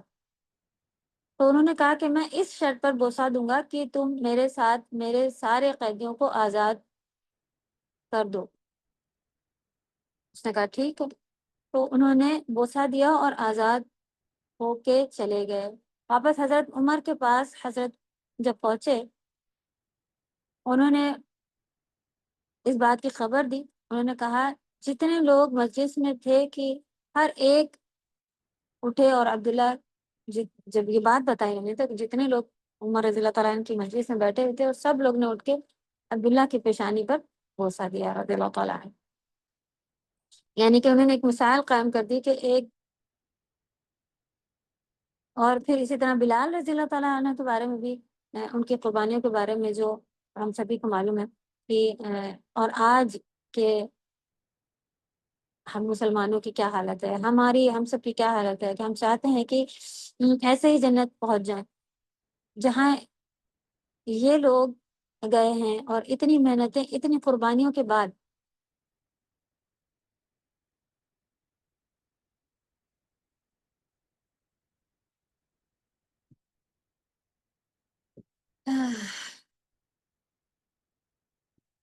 یہاں تھوڑی سی اپنی فائدے کے لیے ہم آرام سے دین کی بڑی سے بڑی چیزوں کو چھوڑ دیتے ہیں۔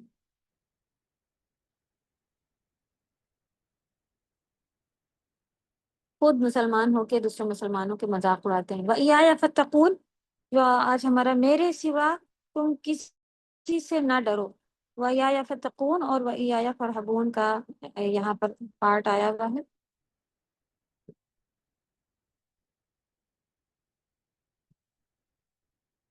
یہ اللہ کی شریعت کی پابندی کرنے کا حکم ہے، اور یہ کہ نافرمانی کرتے ہوئے اس کی مخالفت نہ کریں۔ یہاں پر اللہ کی شریعت کے حکم کی پابندی کرنے کا ہے اور اس کی مخالفت نہیں کرنے کا آیا ہوا۔ یہ آیا فتقون، یہ شریعت کی پابندی کرنے اور اس کی مخالفت نہ کرنے کا حکم ہے، نہ ہی حکم میں اس کی مخالفت کریں اور نہ ہی ممانعت میں اس کی مخالفت کریں۔ آلموسٹ ہمیں یہ دونوں سیم ہی لگ رہے ہیں۔ انشاءاللہ اس کو ہم اور کلیئر کر کے دیکھیں گے کہ اللہ کی شریعت کی پابندی کرنے کا حکم ہے،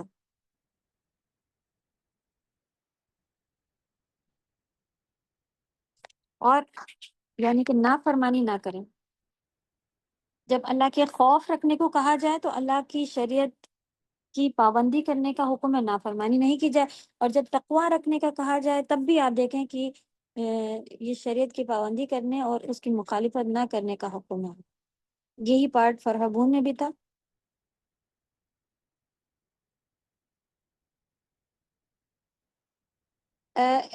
فتقون میں آپ دیکھیں جو لاسٹ میں یہ بات آئی ہے نا کہ نہ ہی مخالفت کریں،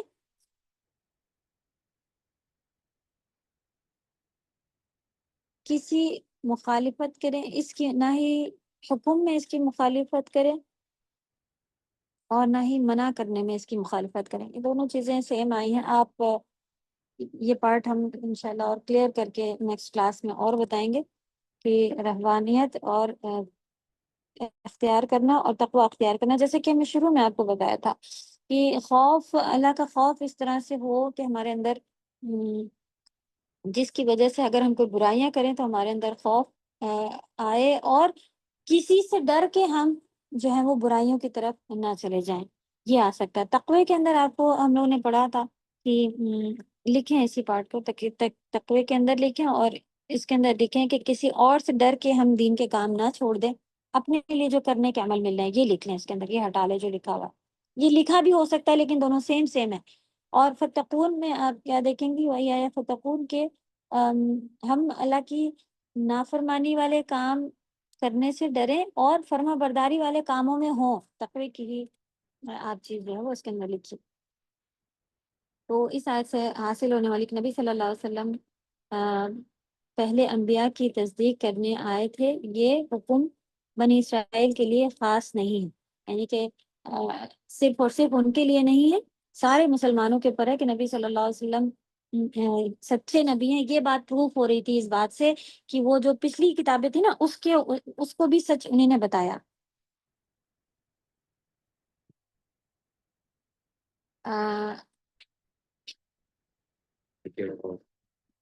چلیں ہم انشاءاللہ آپ کو ریٹرن میں بھیجیں گے، پھر اس کو چینج کر لیجیے گا، ٹھیک ہے؟ کچھ لوگوں کا مس ہوا ہے تو ہم ریٹرن پہ گروپ پہ بھیج دیتے ہیں بعد میں۔ آیات کو تھوڑی قیمت کے عوض بیچنا یہودیوں کی مشابہت ہے، ٹھیک؟ تو یہ پارٹ بھی ہمیں نہیں کرنا، یہ پھر یہودی ہونے کی نشانیوں میں سے ہے۔ اللہ ہم سب کو محفوظ رکھے۔ دنیا قلیل ہے، چاہے جتنی بڑی دنیا ہمیں مل رہی ہو، یہ قلیل تھوڑی ہی ہے اللہ کی آیتوں، اللہ کی نشانیوں، اللہ کے حکم کے آگے، ٹھیک؟ اللہ کے کمال کو، اللہ کے کلام کو بدلنا جائز نہیں، کمال نہیں، کلام کیجیے یہاں پہ،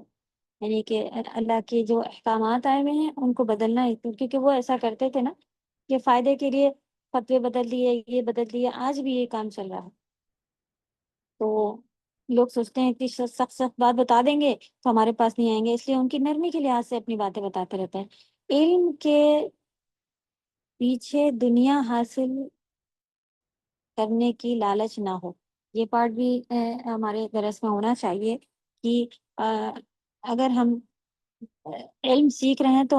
ہمارے اندر یہ جو ان کے اندر تھا نا کہ ہمارے لیے رتبہ ہو، ہم ہی سب کچھ بتائیں، اور یہ پھر ہمارے اندر دنیا حاصل کرنے کی لالچ نہیں ہونی چاہیے۔ کیا ہماری نیت ہونی چاہیے؟ اللہ کو راضی کرنے کی، جنت حاصل کرنے کی وغیرہ۔ قرآن سیکھنے کے پیچھے دنیا کا سامان لینا مقصد نہ ہو، یہی اسی کے اندر بھی آتا ہے کہ اگر ہم قرآن سیکھیں تو دنیا بنانے کے بجائے خود بخود بنے گی، اللہ کا وعدہ ہے۔ ہم اپنی آخرت بنائیں، دنیا خود بخود پیچھے آئے گی، فارغ کی حدیث پڑھ چکے ہیں نا۔ قرآن کی تعلیم پر اجر لینا منع نہیں ہے، یہ بات بھی اس سے ثابت ہوتی ہے کہ لوگ سوچتے ہیں کہ پھر قرآن سیکھنے سکھانے میں فیس رکھنا منع ہے، نہیں، یہ بات الگ ہے۔ اور اس کے جو ہے وہ ہیں کہ جائز ہے قرآن سیکھنے اور سکھانے، یا اس کے لیے فیس لی جا سکتی ہے،